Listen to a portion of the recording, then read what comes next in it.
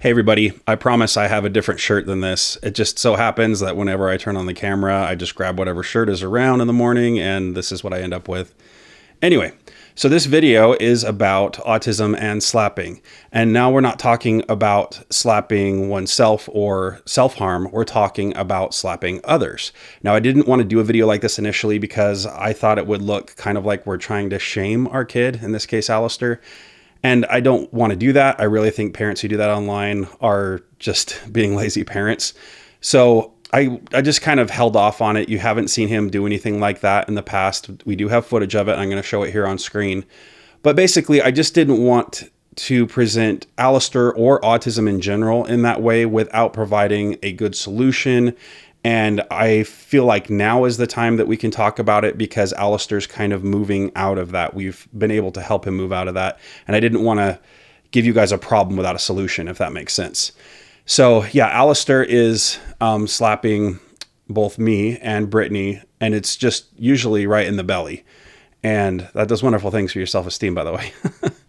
It's just a form of stimming. If you don't know what stimming is, you can check the screen, just pause it, and I'll just provide a really quick definition there.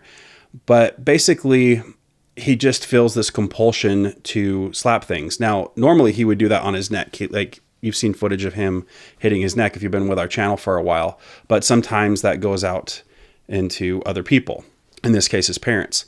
Now, the first thing I want to say is if you have a child or a loved one who is doing this to you and it's becoming very painful or hurtful, or, you're getting bruised or battered or anything like that, seek immediate help. Okay. There's nothing okay about getting hit, even if it's not nefarious and the person doing it isn't doing it for reasons of hate or anger, but just because they have a special need, right? It's still not okay. And that's what I want to talk about is boundaries and stuff like that. It's not okay.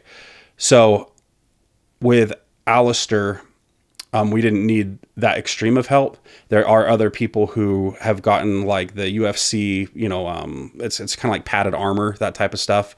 We've shown that on our videos before, but it's basically things that you can buy to either protect your loved one or to protect yourself from, taking too many blows. Medication is something you might really want to look into. And usually when I say that, people always mention the side effects. I know, but this is one of those things where the pros could really outweigh the cons. And with our son, our oldest Ian, it's been almost all pros with his latest medication. So it can really, really help. So please don't rule that out or just, write it off as we're drugging our kids, that type of thing. It'll be helpful. So with Alistair, we needed to take a different approach because it's not like he was really hurting us. I mean, there were some times where he'd slap a little harder and we're like, oh, okay, that's starting to sting a little. Like, you need to mellow out. And he'd be like, sorry. And that's the thing. He's not doing this in anger. If you see him, he's usually happy when he's doing this. And he stims when he's really happy, generally speaking. And so we know this isn't an anger thing or he's lashing out or anything like that. And that's what I really want to be clear on, because a lot of people are like, oh, you're just excusing bad behavior.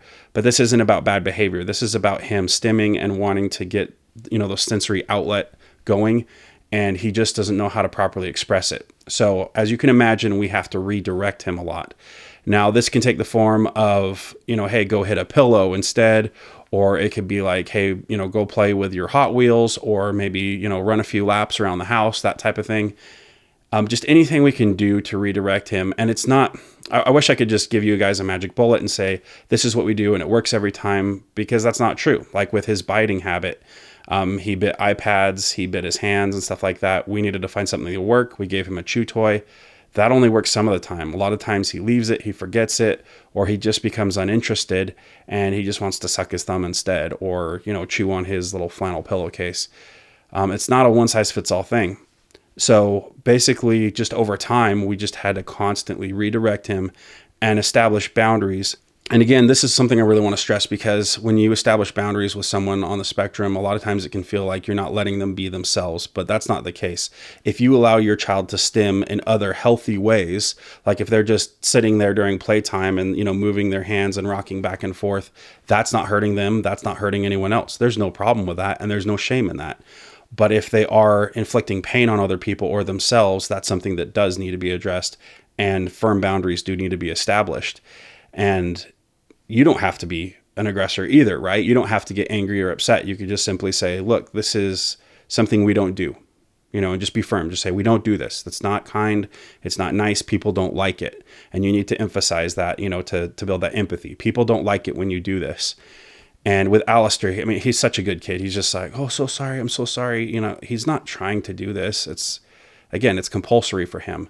So eventually we did get him to the point, and I don't think he's slapped our bellies for like a month now. So, and he might do that again, but I feel like we're at that point where he's really doing good. And again, we redirect him all the time, and we set those clear boundaries. That might not work for you. Again, maybe you need something more extreme like medications or padded karate gear, like SpongeBob. You got to do what it takes. You got to establish those boundaries, because if you don't, it will continue and it could become a long life-forming habit. So it's one of those things that I highly recommend you nip it in the bud and take care of it early on, and get therapies if you need to. Occupational therapies and things like that can help. And do anything you can to redirect that behavior so you don't have to deal with it later on. And again, with autism and neurotypical people, I always feel like it's a compromise. I don't think it's one way or the other. I think it's about, meeting of the minds, getting together and say, we're willing to accept this, we're not willing to accept this, on both sides of the aisle, right? So with that, I'm just going to say, we love our son Alistair so much. And again, this is not to shame him. This is just to teach and educate others and to help others along the way. And we're so grateful that they allow us to make these videos that our kids do, so they can help others along the way.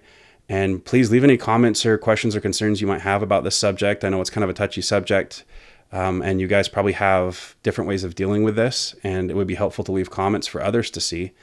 And we will see you guys in the next video. Thanks.